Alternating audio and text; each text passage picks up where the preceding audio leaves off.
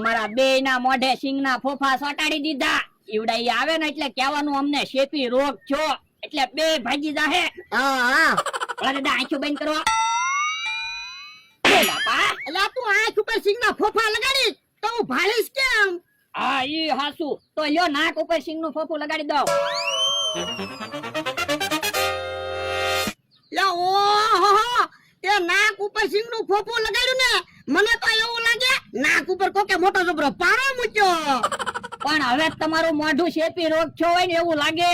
હે એવું લાગે? હા એ ભલા દાદા, મમરાભાઈ ને બકુલભાઈ ને ખબર પડી જાય તો આપણે મોઢા ઉપર સિંગના ફોફા લગાડ્યા એમ ક્યાંથી ખબર પડી જાય? તું નો કહેતો. એ હારું હું નહીં કહું. અને આમ જો ગમે એ વાડી આવે ને એટલે બેહવાની તાણ કરવાની એને. ઈ હાસુ. આજ તો આપણે બે હવાની તાણ કરશું ને તો ઈવડા ઈ ભાગી જાય. આ તે આપણે તો ભગાડવાના છે ને. હે ભલા દાદા, હવે તો રોજ આપણે મોઢે સિંગના ફોફા સોટાડી રાખવા પડશે ને. કેમ? તો મમરાભાઈ ને બકુલભાઈ આજ તો વયા જાહે, કાલ પાછા આવશે તો ઈવડાને ખબર નહીં પડી જાય આપણને શેપી રોગ ના છો.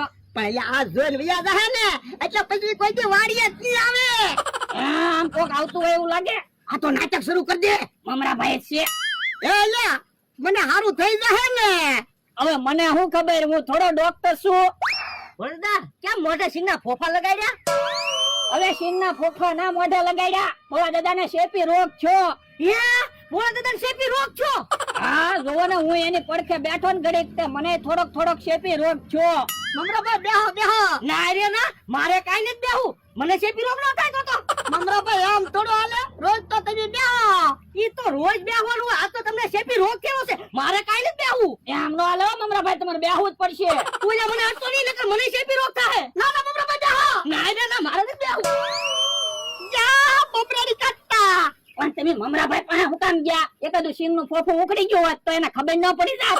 અલ્યા ઈ હાચું તારું. તો તમે તે પણ ભોળા દાદા, મમરાભાઈ ગોળી જેમ ગયા ને, હવે મને એવું લાગે પાછા જ નહીં આવે. હે મમરાભાઈ કેમ ફફડાટી આવે? હું છું કેમ ફફડાટી આવ્યા? પેલા મને પોરો ખાઈ લેવા જો પછી કહું. હે કૂતરું વાહે જોડ્યું તું? એ ના ના, તો કઈ જનાવર વાહે પડ્યું? એ ના ના, તો પણ કેમ ફફડાટી દોડતા આવ્યા? એ શેપી રોગ વાહે પડ્યો. એટલે એ ભોળા દાદા ને એના માણસને શેપી રોગ થયેલો છે એટલે હું ભાગીને વહી આવ્યો. જો બોલો, તમે તો મને ઉપાધિમાં નાખી દીધો. કેમ? તો જવા ને હું એક વસ્તુ લાવ્યો. મેં કીધું પ્લાન બનાવીને ભોળા દાદાને છેતરીને પૈસા લેવી.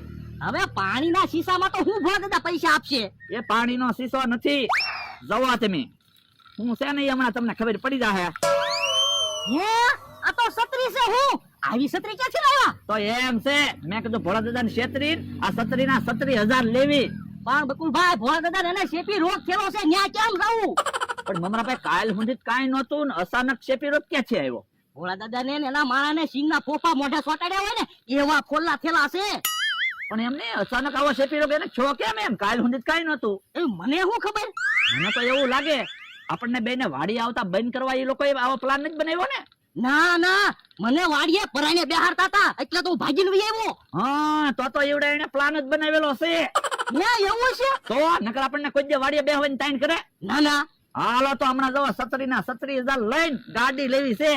યો બોલો, તમે 37,000 રૂપિયા લઈ જાઓ ગાડી લઈ લો તો મને શું ફાયદો? અમારા ભાઈ મારે એક જૂનામાંથી ગાડી લેવી છે. કાલ કોકને છેતરવી ને એના તમ તાર પૈસા તમે રાખજો બસ. આ તો વાંધો નહીં. હાલો મારે ગાડી તો આવી જાય. હાલો હાલો. એલા કોક મહેમાન આવશે તો શું કેવું? એ મહેમાન ને કહી દેવાનું અમારા મોઢા કાળા ન પડી જાય ને એટલે મોઢે સિંગના ફોફા સોટાડ્યા. ઈ હાસુ. હે કેહો આવે છે? ભલે ને આવે. હે હું છું ભોળા, એ શેપી રોગ છો.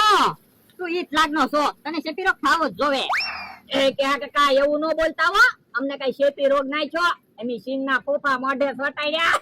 હે ઓ બાપા, ઓય બાપા ખોટા હો એવા નાટક કર્યા કરો. શાંતિથી બેસતા હોય તો.